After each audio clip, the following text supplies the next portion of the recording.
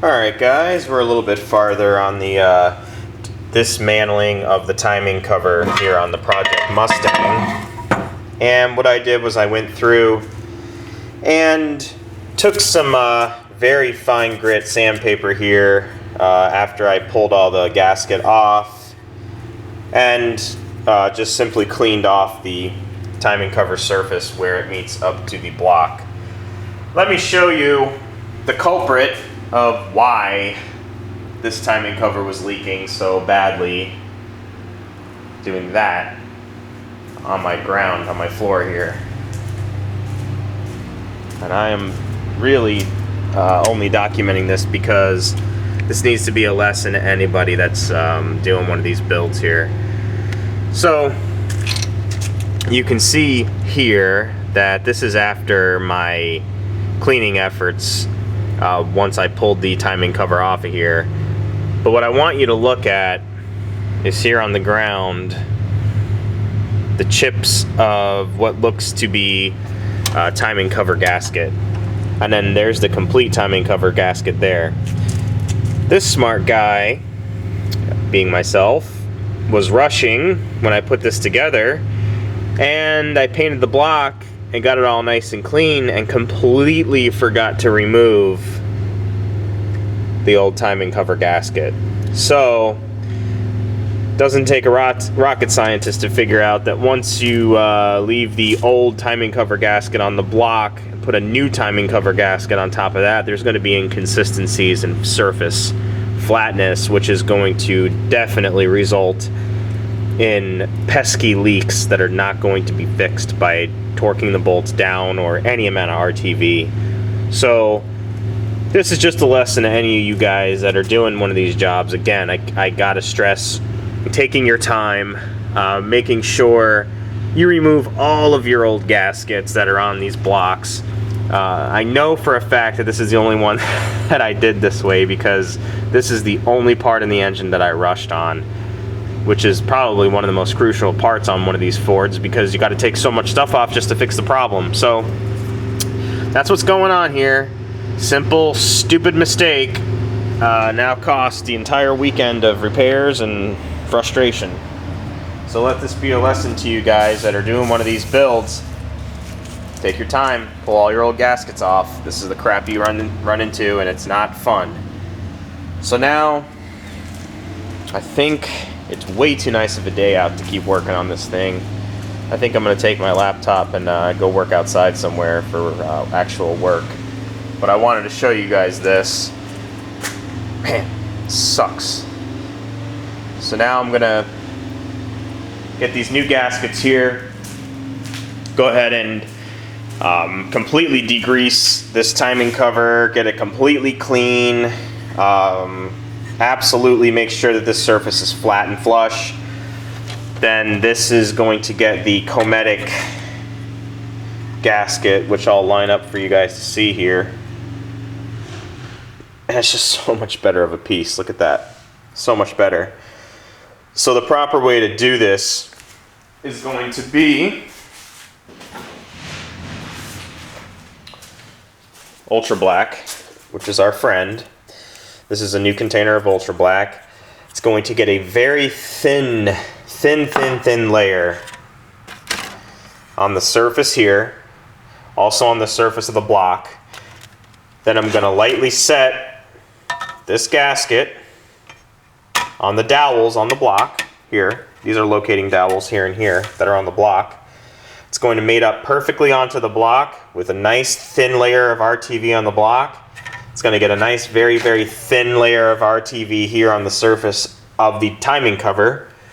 Then I'm going to go ahead and start torquing everything down and getting it ready. Then we're going to do the same exact thing for the water pump face. It's going to get the same treatment. So a thin layer of the Ultra Black, the new Cometic gasket, lay it down, torque everything to spec. Always remember when you're doing stuff like this, use grade 8 hardware or ARP fasteners.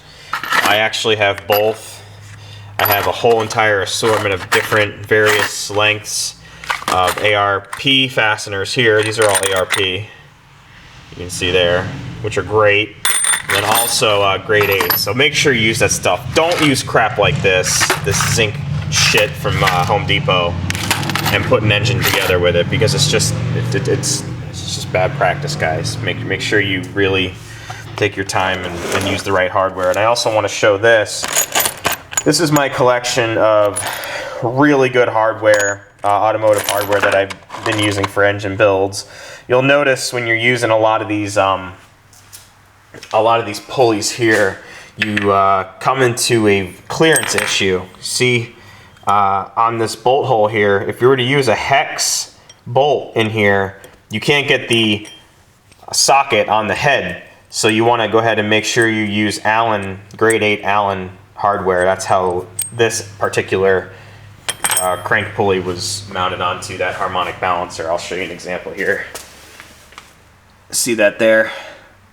That's not grade 8, of course, and it will get replaced with grade 8, but this is in mock-up phase. So you'll notice there's a couple of things going on here, and this is the exact same setup on the Ford, on the Mustang here. You got your Allen hardware here, your grade 8 lock washers. Those are mounted behind a .950 spacer onto the Power Force damper. So this is the actual proper setup that the Mustang gets. But it's funny, this is the same exact part number damper. Show you something interesting here. Identical part number damper, but the timing marks on this one suck. I mean, not to mention my gouge that I put in here, but, well, it's not really a gouge, it's just the paint scratched off of here. But these timing marks are horrible to try to see. They're laser etched, and these are so much easier. So I think I'm definitely going to get myself an MSD timing tape for when I put this back together, because I also, and I'm sorry to jump around in this video, but I got a lot of PMs of guys that want to see crap like this. So I'll show it to you. Here's my trusty rusty CompCams piston stop that we're going to use to locate TDC on that engine. Of course, I found TDC because you've seen me ripping it down the road, but in order to dial it in perfectly with the timing light and get everything perfect, like millidegree perfect, you want to make sure that you find absolute TDC, mark your balancer accordingly. And I'm definitely going to be retiring this piece of shit timing pointer, and we're going to go ahead and run with the factory timing pointer that came off the Mustang here. So this is just going to get simply cleaned up. You'll see here. Just goes on there like that. And that'll go ahead and locate TDC with this point here. So, and this pointer's in good shape.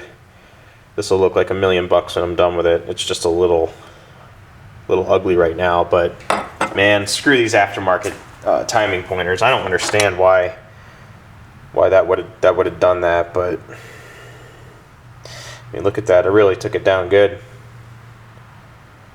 Well, learn from your mistakes, I suppose.